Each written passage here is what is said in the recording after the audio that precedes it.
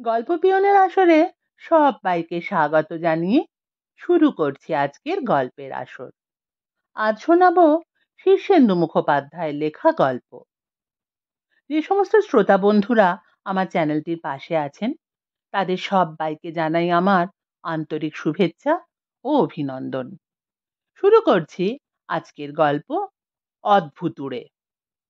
আজ রইল প্রথম পর্ব।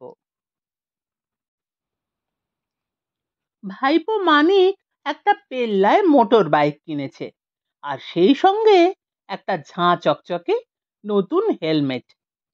মোটর বাইকটা দারুণ শব্দ হয়, ভটভট করে সারা শহর দাবড়ে বেড়ায় মানিক। নন্দবাবু এটা লক্ষ্য করেছেন। ভাইপো মানিককে তিনি বিশেষ পছন্দ করেন না, কারণ মানিক ভূত, ভগবান আর মা দুলিতে বিশ্বাস করে না। কোষ্ঠী বা কররেখা বিচার সম্পর্কে তার মতামত শুনলে যে কোনো জ্ঞানী মানুষেরই মাথায় খুন চাপবার কথা।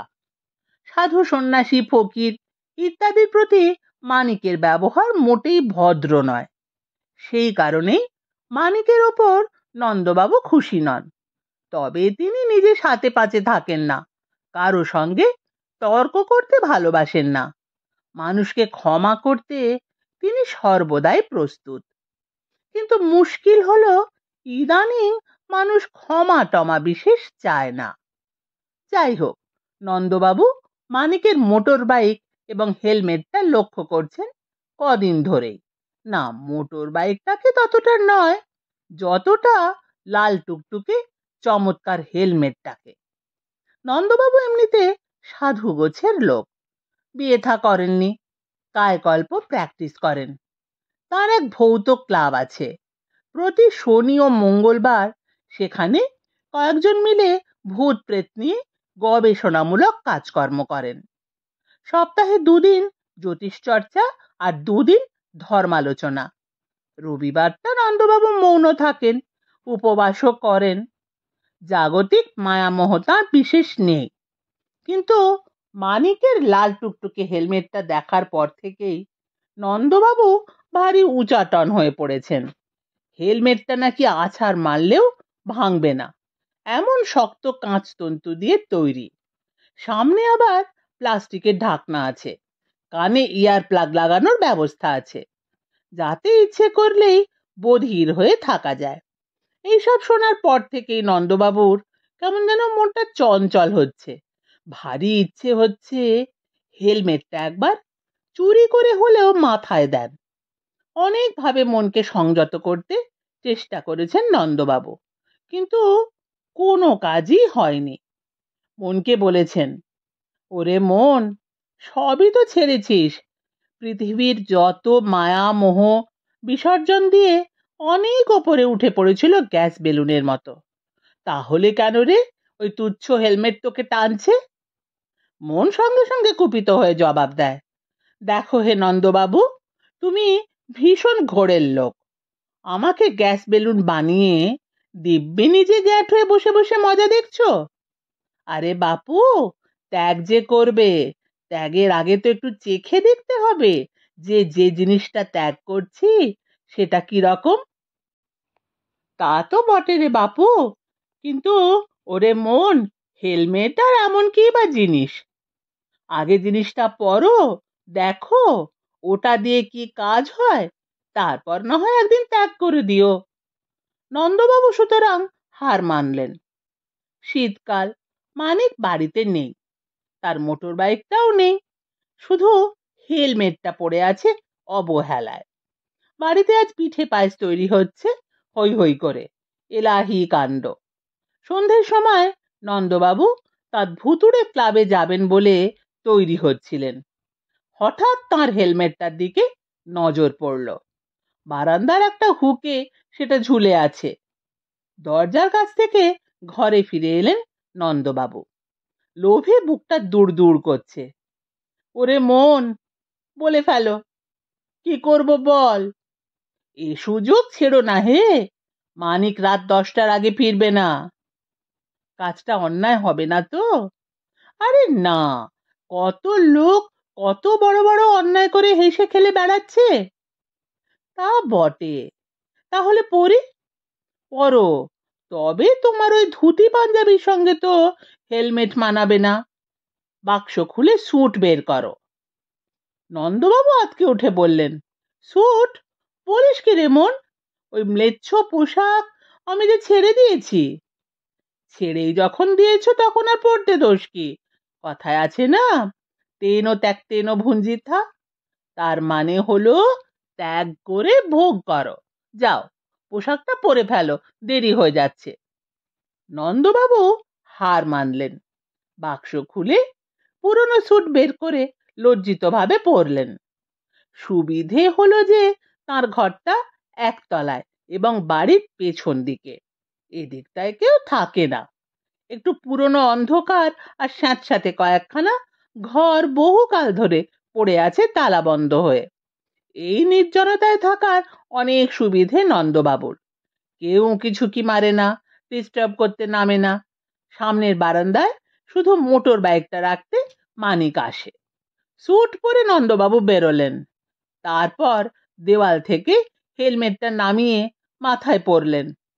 বেশ ভারী, ভেতরে গদি দেওয়া আছে। হেলমেটটার গায়ে কয়েকটা বোতাম টোতামও আছে। হেলমেটটা মাথায় দেওয়ার পরই নন্দবাবুর একটা অদ্ভুত অনুভূতি হলো। মনে হলো তিনি যেন নন্দবাবু নন, অন্য কেউ। বাড়ির পেছন দিকে আগাছার জঙ্গলে ছাওয়া একটা বাগান আছে, বেশ বড় বাগান। এখন আর এই বাগানের পরিচর্যা কেউ করে না, কেউ আসেও না এদিকে। সেই বাগানের ভিতরে এক সময় বেশ চওড়া সুরকির রাস্তা ছিল। এখন সেই রাস্তা ঘাসে ঢেকে গেছে, সাপখোপে আস্তানা হয়েছে ঝোপ জঙ্গলগুলো। এই পথ দিয়ে নন্দবাবু যাতায়াত করেন। বাগান পেরিয়ে ফটক, ফটকের ওপাশে একটা গলি, খুবই নির্জন গলি। স্যুট পরা নন্দবাবু হেলমেট মাথায় গলিতে পা দিয়ে চারদিকটা ভালো করে দেখে নিলেন। না, কেউ কোথাও নেই। স্যুটের সঙ্গে মানিয়ে আজ বুট জুতোও পরেছেন তিনি। বহুকাল পড়েছিল বুট দুটো, শক্ত, দরকচা মেরে গেছে, পায়ে সাংঘাতিক লাগছে হাঁটতে গিয়ে। হেলমেটটাও যে এত ভারী তাকে জানতো। গলিটা পার হয়ে নন্দবাবু রাস্তায় পড়লেন। শীতকাল, মফস্বলের শহরে খুব জেঁকে শীতও পড়েছে এবার। রাস্তায় ঘাটে লোকজন বিশেষ নেই, থাকলেও ক্ষতি ছিল না। এ রাস্তায় আলো নেই এবং ঘন কুয়াশা পড়েছে আজ, সুতরাং নন্দবাবুকে কেউ দেখতে পাচ্ছে না। নন্দবাবু ধীর গম্ভীর মানুষ, তার কোনো চপলতা দেখা যায় না কখনো। কিন্তু আজ এই কুয়াশা মাখা সন্ধ্যায় স্যুট বুট এবং হেলমেট পরে নির্জন রাস্তায় হাঁটতে তার শীষ দিতে ইচ্ছে হচ্ছিল। একটু ইংরেজি নাচ নাচতে ইচ্ছে করছিল। নন্দবাবু বললেন, ওরে মন, মন রে, এসব হচ্ছেটা কি? খারাপটা কি হচ্ছে বাপু? শীষ দিতে ইচ্ছে হলে দাও না, খারাপ শোনাবে না। কেন, শীষ তো তুমি ভালোই দাও, আগে তো শীষ দিয়ে বেশ পায়রা ওড়াতে। দূর পাগল, যখন সংসারী ছিলাম তখন কত কি করেছি, এখন আরো সব মানায়? খুব মানায়, কেউ শুনছে না, দাও দেখি একটু শীষ। নন্দবাবু আবার হার মানলেন। শীষ দিতে গিয়ে শব্দ হচ্ছে না তো। একটু পরেই অবশ্য ভুল ভাঙলো। হেলমেট পরা বলে বাইরের শব্দ আদপেই তাঁর কানে আসছে না। হেলমেটটা একটু তুলতেই তিনি শুনতে পেলেন তাঁর ঠোঁটে চমৎকার সুরেলা শীষ বাজছে। বেলতলাটা বেশ অন্ধকার, চারদিকে ঝোপঝাড়ে জোনাকি জ্বলছে, বাঁধারে শাঁকচুন্নির জলা। তার ওপাশে একটা মস্ত পোড়ো বাড়ি। না, একে পোড়ো বাড়ি বলার চেয়ে ধ্বংসাবশেষ বলাই ভালো। এক সময়ে নীলকর সাহেব মস্ত প্রাসাদ বানিয়েছিল আমোদ ফুর্তির জন্য। সেই বাড়ির এখন ওই দশা। বিস্তর মানুষ ওখানে গুপ্তধন খুঁজতে গেছে। ভূতের বাড়ি বলেও একসময় অখ্যাতি ছিল।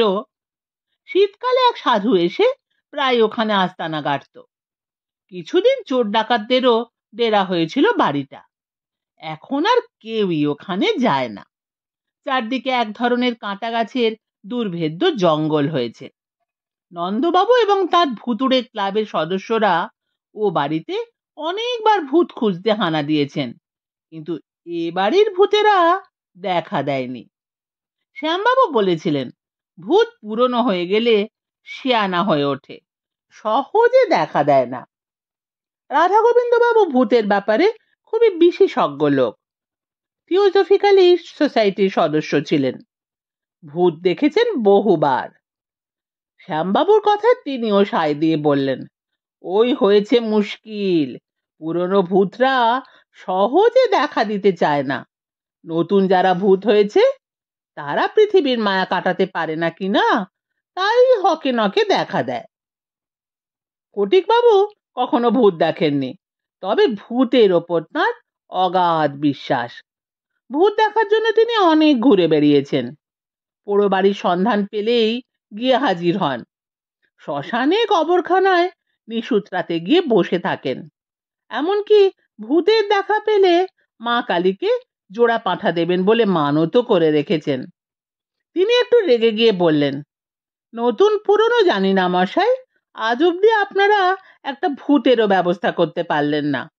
এমন চলতে থাকলে শেষ অব্দি আমাকে আমার সেজু শালার কাছে 100 টাকা বাজি হারতে হবে। শুধু তাই নয়, নিজের কান মলে স্বীকার করতে হবে যে তার কথাই ঠিক, ভূত বলে কিছু নেই। এ কথায় সাত্তকী বাবু হা হা করে উঠলেন। দেখা পাননি বলে যে নেই, এটা তো যুক্তি হলো না মশাই। আপনি দেখেন না, কিন্তু আমি তো দিব্যি দেখি। এই পরশুদিন একটা মশার আকৃতি ভূত মশারির মধ্যে ওড়াউড়ি করছিল। যতবার তালি দিয়ে মারতে যাই ততবার ফসকায়। শেষ অবধি সেটা নাকের ডগায় এসে খুব যখন নাচারাচি করতে লাগলো, তখন ভালো করে দেখলুম মশা নয়, একরত্তি একটা ভূত। ফটিকবাবু খ্যাঁক করে উঠে বললেন, মানুষ মরে যদি ভূত হতে পারে তো মশা মরেই বা হবে না কেন? আমি তো গরুর ভূত, গন্ডারের ভূত, গাছের ভূতও দেখেছি। ফটিকবাবু গম্ভীর হয়ে বললেন, আমার মেজো শালাকে এসব কথা বললে হ্যাঁ হ্যাঁ করে হেসে উঠবে। নন্দবাবু বেলতলায় দাঁড়িয়ে হেলমেটের কাঁচের স্বচ্ছ ঢাকনার ভিতর দিয়ে অন্ধকার ধ্বংসস্তূপের দিকে কয়েক সেকেন্ড তাকিয়ে রইলেন। নিজের কাছে স্বীকার করতে তার লজ্জা নেই যে আজ অব্দি তিনি জল জ্যান্ত ভূত দেখতে পাননি। ভূতের আভাস অবশ্য পেয়েছেন, ভূত ভূত অনুভূতিও হয়েছে, কিন্তু চোখের সামনে একেবারে স্পষ্ট দেখা আর হলো কই। ভাবতে ভাবতে একটা দীর্ঘশ্বাস চেপে যেই না বাড়িয়েছেন পা, অমনি ধড়াম করে মাথার ওপর কি যেন একটা এসে পড়ল। নন্দবাবু ভীষণ চমকে গিয়েছিলেন, মাথাটা ঝিমঝিম করে উঠল। আর তাজ্জবের কথা, নন্দবাবু ভারী সুরেলা চমৎকার একটা গান শুনতে পেলেন। হতভম্বের মতো কিছুক্ষণ দাঁড়িয়ে থেকে নন্দবাবু নিচু হয়ে দেখলেন একটা পাকা বেল পায়ের কাছে পড়ে আছে, গাছ থেকে সদ্য ছেঁড়া। মাথায় হেলমেট না থাকলে এই বেল তার মাথা ফাটিয়ে দিতে পারত। বেলটা কুড়িয়ে নিয়ে নন্দবাবু দাঁড়িয়ে রইলেন। গানটা কোথা থেকে আসছে? হেলমেটের মধ্যে তো বাইরের শব্দ ঢোকে না, তবে এটা ঢুকছে কি করে? সন্দিহান হয়ে নন্দবাবু হেলমেটটা খুললেন এবং অবাক হয়ে বুঝতে পারলেন, বা বুঝতে পেরে অবাক হলেন, যে দুনিয়ার প্রযুক্তিবিদ্যা অনেক এগিয়ে গেছে। এই হেলমেটটায় টেপ রেকর্ডার লাগানো আছে।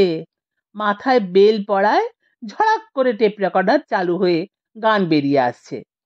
নন্দবাবু গানটা বন্ধ করার চাবি খুঁজে পেলেন না। গান শুদ্ধ হেলমেটটা ফের পরে নিয়ে ভুতুড়ে ক্লাবের দিকে হাঁটতে লাগলেন। কানে গান বাজতেই লাগলো। ভৌত ক্লাবটা একটা ভারী জব্বর জায়গায়। মিত্তির বাবুদের পুরো বাড়ির একাংশে একখানা ঘর আছে। চারদিকে আগাছা আর জঙ্গল। দিনে দুপুরেও মানুষ আসে না। সন্ধ্যের পর শুধু শিয়ালেরা ঘোরাঘুরি করে। কৃষ্ণপক্ষে জায়গাটা এত ঘুরঘুরতি অন্ধকার থাকে যে নিজের হাতখানা অব্দি ঠাহর হয় না। নোনা ধরা দেওয়াল, আধ ভাঙা দরজা জানলা, সোঁদা গন্ধ মিলেমিশে বেশ একটা ভূত ভূত ভাব। ঘরে একখানা কাঠের টেবিলের ওপর মরার খুলি আর পাশে একখানা মোমবাতি জ্বলছে। কয়েকখানা কাঠের চেয়ারে ভৌত ক্লাবের সদস্যরা বসে আছেন। তাদের বয়স 30 থেকে শুরু করে 80 অবধি। শীতকাল বলে সকলে একটু মুড়ি সুড়ি দিয়ে বসে আছেন। মুড়ি আর গরমাগরম বেগুনি এসে গেছে। দলের সবচেয়ে কম বয়সী সদস্য গিরিজা একটা কেরোসিন স্টোভে চা তৈরি করছে। আড্ডা জমজমাট। এমন সময় মাথায় হেলমেট আর হাতে পাকা বেল নিয়ে নন্দবাবু ঘরে ঢুকতেই একটা হইচই হয়ে গেল। ফটিক বাবুর ভূত তৃষ্ণা বা ভূত ক্ষুধা আজকাল এত বেড়েছে যে তিনি আজকাল সর্ষের মধ্যে ভূত দেখার চেষ্টা করেন। নন্দবাবুকে দেখে তিনিই প্রথম সোৎসাহে চেঁচিয়ে উঠলেন, এই তো এতদিনে বুঝি মা কালী মুখ তুলে চাইলেন। রাধা গোবিন্দ বাবুর ভয় অন্যরকম। কিছুদিন আগে তিনি সাইকেলে চেপে যাওয়ার সময় রাস্তায় একটা গরুকে ধাক্কা দেন। তাতে একজন পুলিশম্যান এসে তাকে যাচ্ছে তাই অপমান করেছিল। রাধা গোবিন্দ বাবুর প্রতিশোধ প্রিয়া সাংঘাতিক। তো একদিন বাদেই এক দুপুর বেলা বট গাছের বাঁধানো চাতালে সেই পুলিশম্যানটাকে বসে ঘুমোতে দেখে রাধা গোবিন্দ বাবু তার টুপিটা তুলে নিয়ে চম্পট দিয়েছিলেন। অবিমৃষ্যকারিতার কাকে বলে?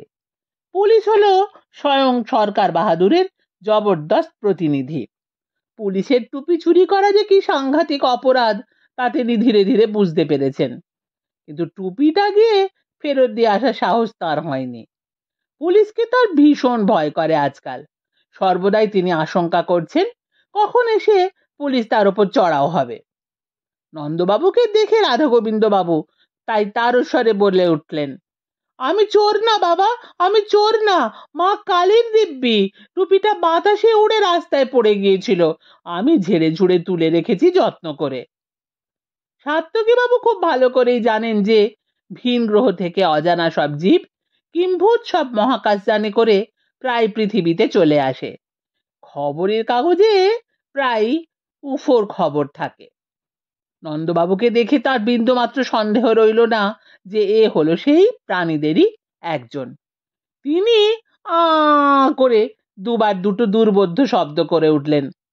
তার মনে হলো ভিন গ্রহের জীব তো সাদামাঠা বাংলা ভাষা বুঝতে পারবে না, তবে সংস্কৃত দেব ভাষা সেটা বুঝলেও বুঝতে পারে, কিন্তু সংস্কৃতে তিনি বেজায় কাঁচা। সুতরাং যা মনে পড়ল তাই চেঁচিয়ে বলে যেতে লাগলেন, ভো ভো আগন্তুক অহং সাত্তকী চট্টরাজ্য অহং তাং সর্বপাপেভ্য মোক্ষসিয়ামি মা শুচ রক্ষ মাম নর নর নরা।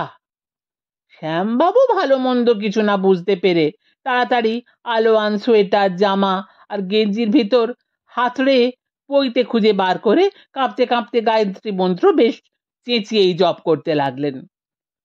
হারান বাবুর বয়স 80-র ওপর। চোখে ভালো ঠাহর পান না, কিন্তু একটা বিটকেল যে কিছু ঘরে ঢুকেছে তা আঁচ করে সেই যে চোখ বুজে ফেলেছেন আর চোখ খোলার নাম নেই। চোখ বুজে হু হু করে মৃদু মৃদু আওয়াজ ছাড়তে ছাড়তে বলতে লাগলেন, হু হু, এর মতো ওষুধ নেই হে বাছাধন। ভূত হও, প্রেত হও, রাক্ষস হও, যমদূত হও, চোখটি বুজে ফেললে আর ভয়টি দেখাতে পারবে না। কে একজন পুলিশ পুলিশ বলে চেঁচাচ্ছিল, আর একজন রাম নাম করতে গিয়ে কাশতে লাগলো। একজন চেয়ার উল্টে পড়ে গেল। গিরিজা প্রথমটা একটু থতমত খেয়ে গেলেও ততটা ঘাবড়ে যায়নি। সে বলে উঠল, আচ্ছা সবাই মিলে যে কি পাগলের কাণ্ড বাঁধালেন, লোকটা কে আগে দেখুন। নন্দবাবু এতটা প্রতিক্রিয়া আশা করেননি, তবে তিনি এতে খুশি হলেন। বহুকাল ভারী সাদামাঠা জীবন যাপন করেছেন, কেউ তাকে ভয় খায় না, সমীহ করে না, বাড়ির চাকর বাকরেরা পর্যন্ত তেমন খাতির দেখায় না তাকে। আজ তাকে দেখে যে সকলে একেবারে চমকে উঠে ভিড়মি খাওয়ার জোগাড়, এতে নিজের ওপর তার একটা বিশ্বাস এসে গেল। নন্দবাবু গম্ভীর মুখে মরার খুলিটার পাশে পাকা বেলটা রেখে হেলমেট খুললেন। একটা চেয়ারে ধপ করে বসে পড়ে ফটিক বাবুর দিকে চেয়ে বললেন, আপনি নাকি এখনো ভূত দেখেননি? ফটিক বাবু নন্দবাবুর দিকে কটমট করে চেয়ে বললেন, না দেখিনি। আপনার মতো বেরসিকও জীবনে দেখিনি। ভাবলাম মা কালী বুঝি আজ মুখ তুলে চাইলেন। তা নয়, ভূতের বদলে নন্দবাবু। ছ্যাঃ ছ্যাঃ, জীবনটায় ঘেন্না ধরে গেল। তাহলে আমার চেয়ে ভূতের গুরুত্বই আপনার কাছে বেশি? আলবাত বেশি। খুঁজলে কয়েক লাখ নন্দবাবু পাওয়া যাবে, কিন্তু ভূত পাওয়া যাবে কি? নন্দবাবু বিজ্ঞের মতো একটু হাসলেন, তারপর বললেন, যাবে। এই মাত্র ভূতের হাত থেকে কোনো ক্রমে প্রাণ হাতে করে চলে আসতে পেরেছি। ফটিকবাবু সোচ্চাহে দাঁড়িয়ে পড়ে বললেন, কোথায়? বেলতলায়। ওই পাকা বেলটা আমার মাথা তাক করে ছুঁড়ে মেরেছিল। ভাগ্যিস মাথায় হেলমেট ছিল, নইলে। ফটিকবাবু আবার নিরুৎসাহ হয়ে বসে পড়ে বললেন, তার মানে ভূত দেখেননি, ভূতের ঢেলা খেয়েছেন? ওই হলো। ফটিকবাবু মাথা নেড়ে বললেন, মোটেই দুটো জিনিস এক হলো না।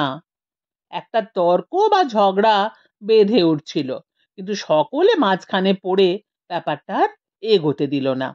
সকলেরই কৌতূহল হেলমেট, স্যুট ইত্যাদি নিয়ে।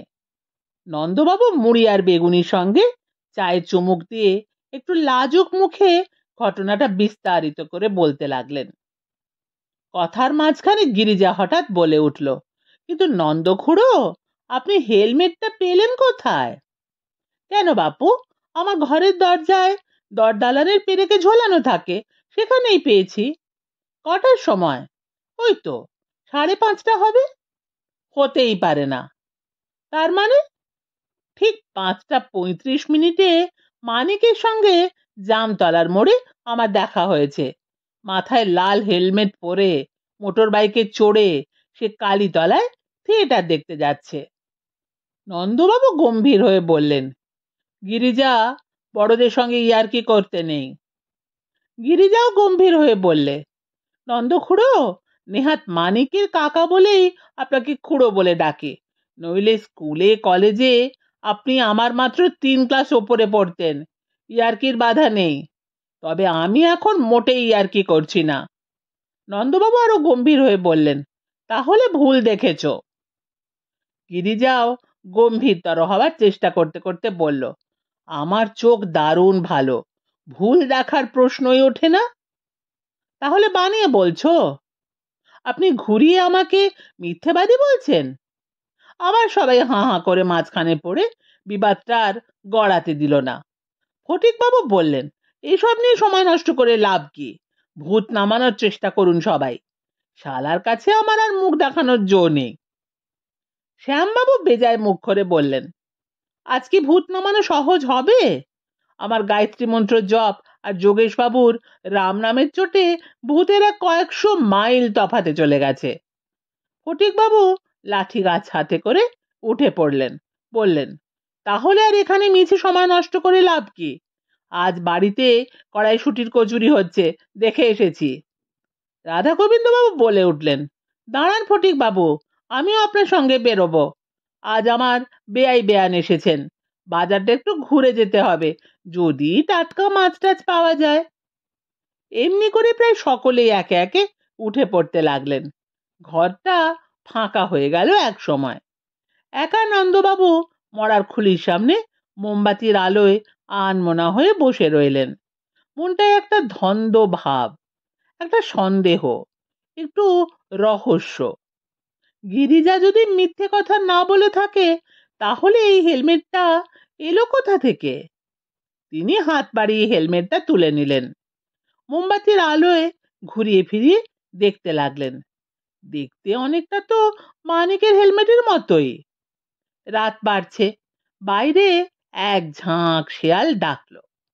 হু হু করে উত্তরে একটা হাওয়া ভূতের নিঃশ্বাসের মতো বয়ে গেল। ঝিঝি ডাকছে। টিকটিকি রহস্যময় ভাবে টিক টিক করে উঠল। মোমবাতির শিখা কেঁপে কেঁপে উঠল হঠাৎ। নন্দবাবুর হঠাৎ কেমন যেন গাটা ছমছম করে উঠল। তিনি হেলমেটটা হাতে নিয়ে উঠে দাঁড়ালেন। বেরোতে যাবেন বলে যেই পা বাড়িয়েছেন হঠাৎ শুনতে পেলেন কে যেন জুতোর আওয়াজ তুলে এদিকে আসছে। দরজাটা ভেজানো। নন্দবাবু দরজার দিকে তাকিয়ে চিন্তা করে দেখলেন আজ ভৌত ক্লাবের দুজন সদস্য অনুপস্থিত ছিলেন, নরেন বাবু আর সনাতন বাবু। রাত এখন বেশি হয়নি, হয়তো তাঁদেরই কেউ আসছেন। নন্দবাবু আবার বসে পড়লেন। এত তাড়াতাড়ি বাড়ি গিয়ে তার কোনো লাভ নেই। এই সময়টা বাড়িতে ছেলেপুলেগুলো ভারী চেঁচিয়ে পড়া মুখস্থ করে। শেষদা যদুলাল কানে কম শোনেন বলে খুব জোরে রেডিও ছড়ে বসে থাকেন। নন্দবাবুর ঠাকুমার সঙ্গে বুড়ি দাসী মোক্ষদার বচসাও হয় ঠিক এই সময়। নন্দবাবুর বাবা ডাক সাইটে ভুবন রায় ঠিক এই সময়ে ছেলেদের ডেকে বকাঝকা করেন। বাড়িটায় শান্তি নেই। নন্দবাবু পায়ের শব্দটার উদ্দেশ্যে চেঁচিয়ে বললেন, আসুন নরেন বাবু, আসুন সনাতন বাবু। পায়ের শব্দটা এগিয়ে এলো বটে, কিন্তু দরজা খুলে কেউ ঘরে ঢুকলো না। নন্দবাবু স্পষ্ট শুনতে পেলেন ঘরের পাশ দিয়ে পায়ের শব্দটা ভিতরে সিঁড়ি ঘরের দিকে চলে যাচ্ছে। এই ভাঙা বাড়িতে বলতে গেলে বাইরের দিকের এই একখানা ঘরই আস্ত আছে। ভিতর বাড়িটা একেবারেই ভাঙাচোরা এবং রাজ্যের ডাঁই করা আবর্জনায় অতিশয় দুর্গম। কে কে যায়? নন্দবাবুর চেঁচানির কেউ জবাব দিল না। পায়ের শব্দটা ধীরে ধীরে ধ্বংসস্তূপে ঢাকা বাড়িটার মধ্যে মিলিয়ে গেল। নন্দবাবু আর এক সেকেন্ডও দেরি করলেন না। এক লাফে গিয়ে দরজা খুলে ছুটতে লাগলেন। শক্ত জুতোয় পা ছিঁড়ে যেতে লাগলো, তবু থামলেন না। একেবারে নিজের ঘরটিতে পৌঁছে হ্যাঁ হ্যাঁ করে হাঁপাতে লাগলেন। খানিকক্ষণ জিরোবার পর হঠাৎ খেয়াল হলো হেলমেটটা তিনি ভৌত ক্লাবের ঘরেই ফেলে এসেছেন। ভুবন রায়ের বয়স 85 বটে, কিন্তু তাকে বুড়ো মানুষ বললে অপমানই করা হবে। ভুবন রায় অলিম্পিকে দেশের হয়ে ওয়েট লিফটিং করে এসেছেন যৌবনকালে। একটা মেডেল পেলে ও পেয়ে যেতে পারতেন, পারলেন না কারণ খাবার প্রতি তার সাংঘাতিক লোভ। প্রতিযোগিতার দিন সকালবেলায় তিনি এক রাশ মাংস আর ডিম খেয়ে এসা ওজন বাড়িয়ে ফেলেছিলেন যে তাকে লাইট হেভি গ্রুপের প্রতিযোগিতায় নামতে দেওয়া হলো না। কর্মকর্তারা বললেন তোমাকে হেভি ওয়েটে কম্পিট করতে হবে। তবে ভুবন রায় দম্বার পাত্র নন।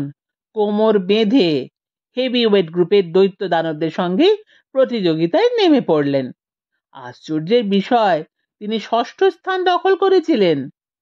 লাইট গ্রুপে হলে যে সোনার মেডেল জয় করা তার পক্ষে মোটেই কঠিন হতো না, এ কথা সবাই স্বীকার করেছিল। তা ভুবন রায়ের জীবনটাই এমনি। মিলিটারিতে বেশ উঁচু পর্যায়ের অফিসার ছিলেন।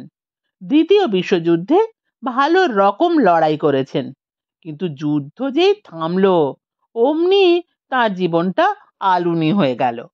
মিলিটারিতে চাকরি করবেন অথচ যুদ্ধ করবেন না, এটা তার কাছে এক অসহ্য ব্যাপার। দেশের জন্য যুদ্ধ করতে করতে যুদ্ধক্ষেত্রে প্রাণ বিসর্জন দেবেন, এটা তার অনেক দিনের সাধ। কিন্তু যুদ্ধ থামবার পর দেশ স্বাধীন হয়ে গেল এবং সবাই শান্তির বাণী কপচাতে লাগলো। দেখে তিনি ভারী চটে গেলেন। তিনি প্রধানমন্ত্রীকে চিঠি লিখলেন, ভারতবাসীরা যুদ্ধ করেনি বলেই মানুষ হয়ে উঠতে পারছে না। যুদ্ধ না বাঁধালে দেশের যুবশক্তি ধ্বংস হয়ে যাবে, জাতীয় চরিত্র গঠিত হবে না। যুদ্ধই জাতীয় সংহতি সৃষ্টি করে। অতএব মাননীয় প্রধানমন্ত্রী, আপনি একটা যুদ্ধ ঘোষণা করুন। বলাই বাহুল্য, এই চিঠির প্রতি প্রধানমন্ত্রী তেমন গুরুত্ব দেননি, তবে প্রতিরক্ষা মন্ত্রীর কাছে চিঠিটা পাঠিয়ে দেন। আর প্রধানমন্ত্রীকে ওই চিঠি লেখার দরুন ভুবন রায়ের কোর্ট মার্শাল হওয়ার জোগাড়। ভুবন রায় তাতেই কি খুশি? কোর্ট মার্শাল হয়ে যদি গুলি খেয়ে মরতে হয়, তাহলেও একরকম দেশের জন্য প্রাণ দেওয়া সামিল হবে ব্যাপারটা। কিন্তু দুঃখের বিষয় তা হলো না।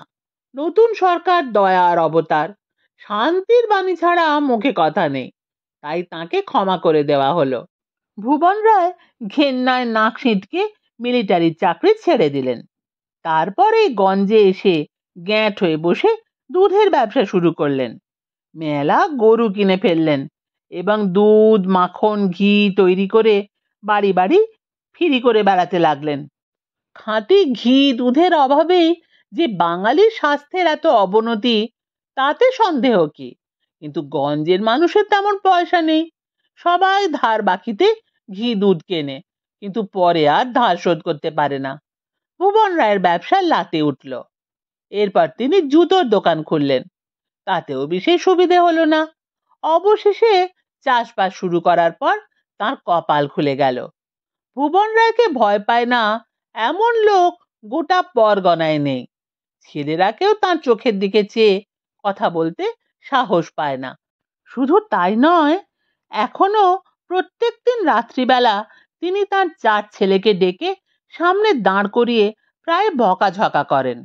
বড় ছেলের বয়স 50-এর ওপর, সবচেয়ে ছোটটির বয়স 25। সবাই প্রাপ্তবয়স্ক, কিন্তু ভুবন রায় তাদের নাবালক ছাড়া কিছুই মনে করেন না। ইদানিং ভুবন রায়ের মাথায় বিজ্ঞান ভর করেছে। একদিন ছাদে বেড়াতে বেড়াতে তিনি হঠাৎ দেখতে পেলেন গোটা দুনিয়াটাই জ্যামিতিতে ভরা। ছাদটা একটা আয়তক্ষেত্র, চাঁদটা একটা বৃত্ত, সুপুরি গাছগুলো সরল রেখা, এবং চারদিকে আর যা যা আছে সবকিছুই জটিল জ্যামিতিক নকশা ছাড়া আর কিছুই নয়। জ্যামিতি ও ঘন জ্যামিতি। আর একদিন তিনি দুধ, কলা আর খই মেখে ফলার খেতে গিয়ে হঠাৎ বোধ করলেন, এ তো রসায়ন। দুধ, কলা আর খই মেশানো এই যে পদার্থটি, একে রাসায়নিক সংমিশ্রণ বলা যায় নাকি? এই যে জল খাচ্ছেন, এও তো H2O। চারদিকেই ভুবন রায় তখন রাসায়নিক বিক্রিয়া দেখতে লাগলেন। একদিন তার নাতনি বাবলি ফিজিক্স পড়ছিল। পাশের ঘর থেকে ভুবন রায় আলোর প্রতিসরণের অত্যাশ্চর্য ব্যাপারটা শুনে খুবই উত্তেজিত হয়ে উঠলেন। তাই তো, পদার্থবিদ্যাই তো আসল বিদ্যা। আবার 2.5 টাকা করে সের 27 পো দুধের দাম কত, এটা একদিন গয়লাকে বোঝাতে গিয়ে যখন হিমশিম খাচ্ছেন, তখন গয়লা অনায়াসে দামটা বলে দেওয়ায় ভুবন রায় নিজের অঙ্কবোধের অভাবে ভীষণ মুষড়ে পড়লেন। তারপর থেকেই দুপুরবেলা নাতি নাতনিদের অঙ্কের বই নিয়ে চুপি চুপি আঁক কষা শুরু করেন। ভুবন রায়ের বড় ছেলে রামলাল কলেজে পদার্থবিদ্যার অধ্যাপক, অতিশয় নিরীহ মানুষ। ভুবন রায় একদিন সন্ধেবেলা তাকে ডেকে পাঠালেন। রামলাল কাঁচুমাচু মুখে সামনে এসে বিনীতভাবে দাঁড়াতেই ভুবন রায় হঠাৎ একটু তাচ্ছিল্যে হুঁ শব্দ করে বললেন, ঢাল নেই, তরোয়াল নেই, নিধিরাম সর্দার। আগে, তুমি তো একজন বিজ্ঞানী নাকি? রামলাল মাথা চুলকে বললেন, আগে বিজ্ঞানী বললে বাড়াবাড়ি হবে, তবে বিজ্ঞানের অধ্যাপক বটে। ওই হলো, নিজেকে ছোট ভাবতে নেই হে, বিনয় বসেও না। তুমি তো বিএসসি আর এমএসসিতে সোনার মেডেলও পেয়েছিলে। যে আজ্ঞে। আর তারপরেই তোমার দম গেল ফুরিয়ে। সোনার মেডেল পাওয়া ছেলেদের যদি এই হাল হয়, তবে দেশের বিজ্ঞান কোথায় পড়ে আছে? ওদিকে জাপানিরা, মার্কিনরা বিজ্ঞানের ধড়াধড় এগিয়ে যাচ্ছে, আকাশে মানুষ পাঠাচ্ছে, যন্ত্রকে দিয়ে কথা কওয়াচ্ছে, আর তুমি মুখের ফেকো তুলে বিজ্ঞানের বক্তৃতা দিয়ে মাসে মাসে 200-500 টাকা রোজগার করেই আহ্লাদে আটখানা। ছ্যা ছ্যা। রামলাল লজ্জায় দীনতায় মাথা নামিয়ে রইলেন। ভুবন রায় অতিশয় কঠোর দৃষ্টিতে ছেলের দিকে কিছুক্ষণ চেয়ে থেকে বললেন, আমি লক্ষ্য করেছি তোমার কোনো নিজস্ব ল্যাবরেটরি নেই। কলেজের ল্যাবরেটরিতেও তুমি কদাচিৎ যাও, অর্থাৎ হাতে কলমে বিজ্ঞান চর্চার পাঠ তোমার উঠেই গেছে। আগে তাই বটে, সেই জন্যই তো বলছিলাম, ঢাল নেই, তরোয়াল নেই, নিধিরাম সর্দার। যে বিজ্ঞানীর পরীক্ষাগার নেই, সে আবার কিসের বিজ্ঞানী? যে আজ্ঞে। ভুবন রায় আত্মপ্রসাদের হাসি হেসে বললেন, তোমার বয়স অল্প, সুতরাং এগুলো নতুন করে সবই শুরু করা যায়। আমি ঠিক করেছি আমাদের পুরনো গোয়াল ঘরটা একটু সারিয়ে নিয়ে একটা পুরো দস্তুর ল্যাবরেটরি বানিয়ে ফেলবো। গোয়ালটা বেশ লম্বা আর বড়, কাজের পক্ষে চমৎকার হবে। রামলাল ভারী অবাক হলেন, কিন্তু প্রতিবাদ করার মতো বুকের বল খুঁজে না পেয়ে মিনমিন করে বললেন, তার যে অনেক খরচ। ভুবন রায় অবিকল বন্দুকের আওয়াজ বের করলেন গলা দিয়ে। খরচ? ভুবন রায় কবে খরচকে ভয় পেয়েছে শুনি? বিজ্ঞান চেতনার অভাবে দেশটা উচ্ছন্নে যাচ্ছে। তুমি একটা গোল্ড মেডেলিস্ট হয়েও দিন দিন হাবাগোবা হয়ে যাচ্ছ, আর আমি খরচের ভয়ে হাত গুটিয়ে থাকবো?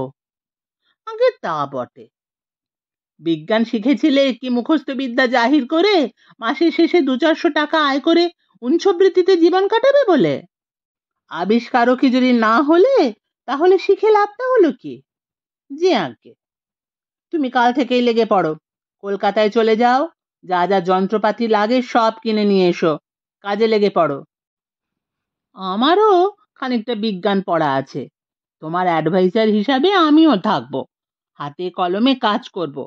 এখন কত কি আবিষ্কার করার আছে, এই ধরো না কেন, তোমার মায়ের তো খুব পান খাওয়ার নেশা, রোজ রাশি রাশি সুপুরি কুচোতে হয়। সুপুরি কুচোনোর একটা যন্ত্র যদি বানিয়ে ফেলতে পারো তো কত উপকার হয়। আমাদের হারুন আপ্তের চোখে ছানি আসছে, সেদিনও আমার কানের ডগাটা প্রায় ছেঁটেই ফেলেছিল কাঁচি দিয়ে। ভাবছিলাম যদি চুল ছাঁটার একটা যন্ত্র তৈরি করা যায় তো মন্দ হয় না। জিনিসটা হবে অনেকটা হেলমেটের মতো, মাথায় পরে কিছুক্ষণ বসে থাকলেই চুল চমৎকার কাটা হয়ে যাবে। তারপর এরকম আরো কত কি বের করে ফেলা যায়, নিত্য নতুন জিনিস আবিষ্কার করার আনন্দই আলাদা। যে আজ্ঞে। যাও, কাল থেকেই কাজে লেগে পড়ো। আর শোনো, ফিজিক্স, কেমিস্ট্রি, বায়োলজি সব রকম এক্সপেরিমেন্টের জন্যই যন্ত্রপাতি চাই, বুঝলে? যে আজ্ঞে। সুতরাং রামলালকে কলকাতায় যেতে হলো। কিছুদিনের মধ্যেই কলকাতা থেকে মেলা যন্ত্রপাতি এসে পড়ল। রামলাল মাসখানেক ভূতের মতো খেটে ল্যাবরেটরি সাজিয়ে ফেললেন। ভুবন রায় ব্যবস্থা দেখে খুশি হয়ে বললেন, শোনো হে রামলাল, প্রতি সপ্তাহে একটা করে নতুন জিনিস আবিষ্কার করতে হবে, এই রকম একটা প্রতিজ্ঞা করে কাজে লেগে পড়ো, পিছনে আমিও আছি। রামলাল বেজার মুখ করে বললেন, যে আজ্ঞে। কিন্তু কি আবিষ্কার করবেন তা ভেবে ভেবে কুল পেলেন না। ভুবন রায় কিন্তু মহা উৎসাহে যন্ত্রপাতি নিয়ে তুমুল কাজে লেগে গেলেন।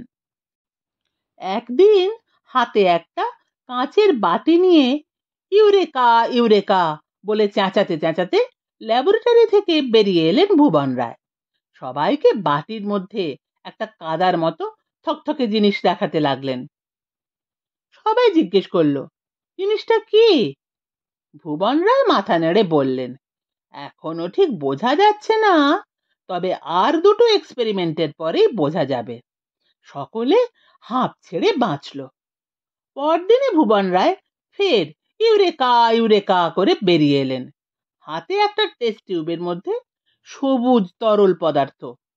সবাই জানতে চাইল, জিনিসটা কি? ভুবন রায় মৃদু হেসে বললেন, বুঝতে পারবে হে, কয়েকদিনের মধ্যেই বুঝতে পারবে। কিছুদিনের মধ্যে দেখা গেল ভুবন রায় অনেকগুলো জিনিস আবিষ্কার করে ফেলেছেন। একটা কাঁচের গোলকের মধ্যে 3টে কাঁচের গুলি, একটা দেশলাইয়ের বাক্সের মতো দেখতে যন্ত্র, বেশ কয়েকটা কেমিক্যাল। কিন্তু এগুলো দিয়ে কি হবে তা আর কেউ জিজ্ঞেস করতে সাহস পেল না। বিজ্ঞানীরা অনেক সময় এমন সব জিনিস আবিষ্কার করে ফেলেন যা বস্তুত মানুষের কোনো কাজেই লাগে না। এইরকম একটা অর্থহীন বিখ্যাত আবিষ্কার হলো জলিপাত্তি।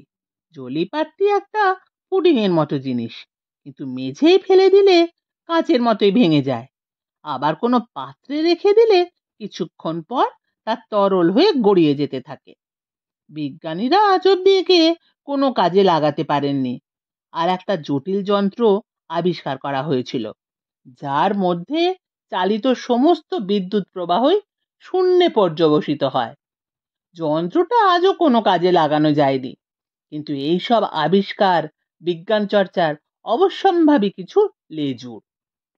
আবিষ্কারগুলো কেমন হলো তা ভুবন রায় একদিন রামলালের কাছে জানতে চাওয়ায় রামলাল বিজ্ঞানের এইসব নিষ্ফল আবিষ্কারের কিছু ঘটনার কথা মনে ভুলে বলে ফেলেছিলেন।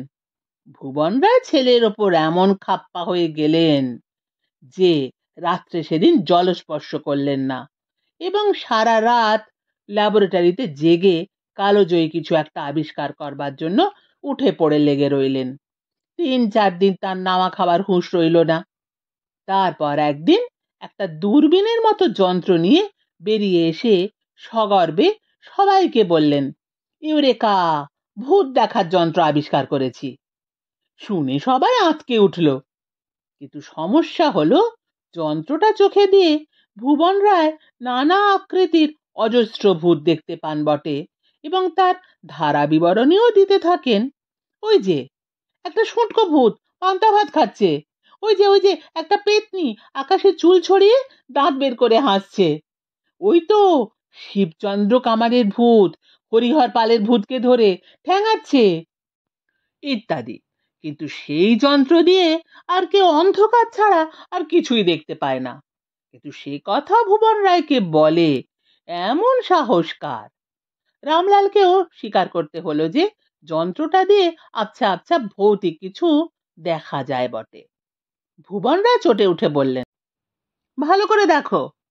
রামলাল আমতা আমতা করে বললেন, হ্যাঁ, আগে স্পষ্টই। কি দেখছো বলো? অগত্যা রামলাল বানিয়ে বলতে লাগলেন, আগে একটা রোগা আর একটা মোটা ভূত কুস্তি করছে, আর একটা পেতনি ডালের বড়ি দিচ্ছে। তবে বলে খুব হাসলেন ভুবন রায়। তারপর ছেলেকে বললেন, কিন্তু তুমি কি করছো? এখনো তো একটাও কিছু আবিষ্কার করতে পারলে না। আগে না, 7 দিন সময় দিলাম, কিছু একটা করে দেখাও।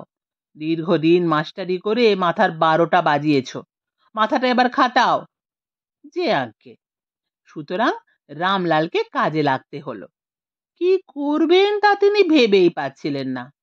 একদিন তিনি বসে বসে ভুবন রায়ের আবিষ্কৃত জিনিসগুলি নিয়ে নাড়াচাড়া করছিলেন। হঠাৎ মনে হলো ল্যাবরেটরির মধ্যে কিছু যেন একটা ঘটছে। ল্যাবরেটরিতে কি ঘটেছে তা রামলাল বুঝতে পারলেন না বটে, কিন্তু তার মনে হলো বিশাল গোয়াল ঘরটার কোনো একটা প্রান্তে কেউ একজন নড়াচড়া করছে। রামলাল খুবই ভীতু মানুষ। তিনি সভয়ে জিজ্ঞেস করলেন, কে ওখানে? কেউ থাকার কথাও নয়, ল্যাবরেটরির একমাত্র দরজা। রামলাল ঢুকেছেন এবং নিজের হাতে ছিটকিনি বন্ধ করেছেন। সুতরাং কে হতে পারে? রামলালের প্রশ্নের জবাব অবশ্য কেউ দিল না, কিন্তু রামলাল সুস্পষ্ট একটা দীর্ঘশ্বাস ফেলার শব্দ পেলেন। তারপর শুনলেন ক্যাবিনেট খুলে কে যেন একটা টেস্ট টিউব বের করলো। তারপর একটা টিউবের মধ্যে একটা তরল জিনিস পড়ার শব্দ হলো। রামলাল শিউরে উঠলেন। তারপরে তারস্বরে রাম রাম রাম রাম রাম রাম, বাবা রে, মা রে বলে চেঁচাতে চেঁচাতে দড়াম করে এসে দরজায় ধাক্কা খেলেন। ছিটকিনিটা কোনো রকমে খুলে এক লাফে উঠোনে পড়ে দৌড়তে গিয়ে আছাড় খেলেন। গোড়ালি মচকে গেল। তা সত্ত্বেও উঠে ল্যাংচাতে ল্যাংচাতে ছুটতে লাগলেন। মুখে বাঁচাও বাঁচাও চিৎকার। কিন্তু মুশকিল হলো ল্যাবরেটরিটা বাড়ির পিছন দিকে এবং অনেকটা দূরে। এদিকটা অনেকটা ফাঁকা জমি, বাগান। কেউ তার চেঁচানি শুনতে পেল না। বকুল গাছের তলায় রামলাল আবার বড় ঘাসে পা আটকে পড়ে গেলেন এবং সেখান থেকে সভয়ে ল্যাবরেটরির দিকে একবার চেয়ে দেখতে গিয়ে তিনি একেবারে হাঁ। প্রকাণ্ড দরজা দিয়ে দেখা যাচ্ছিল ল্যাবরেটরির মধ্যে কে যেন দিব্যি আলোগুলো নিভিয়ে দিয়েছে। অন্ধকার একটা বুনসেন বার্নারের আগুন দেখতে পেলেন রামলাল। তারপর মচকানো পানি যে দৌড়টা দিলেন রামলাল, তেমন দৌড় বোধ হয় কার্ল লিউসও অলিম্পিকের 100 মিটারে দৌড়তে পারেননি। ভুবন রায় ভ্রু কুঁচকে রামলালের দিকে চেয়ে রইলেন। তারপর হঠাৎ বললেন, দৌড়ে এলে মনে হচ্ছে? বাহ, খুব ভালো। এতদিনে যে নিজের শরীরের দিকে নজর দিয়েছো, এতে আমি খুশি। তবে এখন রাত 9টা বাজে, এই সময়টায় না দৌড়নোই ভালো। রামলাল হ্যাঁ হ্যাঁ করে হাঁপাচ্ছিলেন। কথার জবাব দেওয়ার মতো অবস্থা ছিল না। ভুবন রায় তাকে উদ্দেশ্য করে বললেন, সকালে উঠে দৌড়নোই ভালো। মাইলটাক দৌড়লেই দেখবে তোমার মতো নিরেট মাথাও কেমন চনমন করে উঠেছে। করতে করতেই রামলাল মাথা নেড়ে জানালেন যে হ্যাঁ, যে আজ্ঞে। ভুবন রায় ছেলের দিকে চেয়ে হঠাৎ কিছু মনে পড়ায় বললেন, ওহো, তোমাকে বলতে ভুলে গেছি, আমি একজন অ্যাসিস্ট্যান্ট পেয়েছি, বুড়ো মানুষ। তুমিও তাকে চিনবে। হাই স্কুলে সায়েন্সের টিচার ছিলেন, নাম দুলাল সেন। তিন কুলে কেউ নেই, অভাবেও পড়েছিলেন খুব। তার উপর আবার কানে একদম শুনতে পান না। আজ থেকে তিনি আমাদের ল্যাবরেটরিতেই রয়েছেন। একেবারে কোণের দিকে একটা চৌকি পেতে দিয়েছি, সেখানেই থাকছেন। আর একটু আধটু কাজকর্ম করছেন। ল্যাবরেটরিতে গেলেই তাকে দেখতে পাবে। এ কথায় রামলাল ভীষণ ক্ষুব্ধ হলেন বটে, কিন্তু কিছু বলার জো নেই। হাঁপাতে হাঁপাতে করুণ নয়নে চেয়ে রইলেন বাবার দিকে। তারপর ল্যাংচাতে ল্যাংচাতে বেরিয়ে ঠাকুমার কাছে গিয়ে বসলেন। রামলালের ঠাকুমা অর্থাৎ ভুবন রায়ের মা হরমোহিনী দেবীর বয়স 101 বছর। তার হাঁকে ডাকে সবাই অস্থির। ডাকসাইতে ভুবন রায় এই দুনিয়ায় একমাত্র তাকেই ডরান। হরমোহিনীর বকাবকির চোটে এ বাড়িতে ঝি চাকর থাকতে চায় না, কাকপক্ষী আসতে চায় না, এমনকি কুকুর বিড়াল অব্দি এ বাড়িতে এড়িয়ে চলে। শুধু বুড়ি দাসী মোক্ষদাই হরমোহিনীকে ভয় খায় না। আর তার সঙ্গেই রোজ সন্ধেবেলা হরমোহিনীর তুলকালাম ঝগড়া হয়। আজও হচ্ছিল। হরমোহিনীর পায়ে বাতের ব্যথা, তাতে গরম রসুন তেল মালিশ করতে বসেছে মোক্ষদা।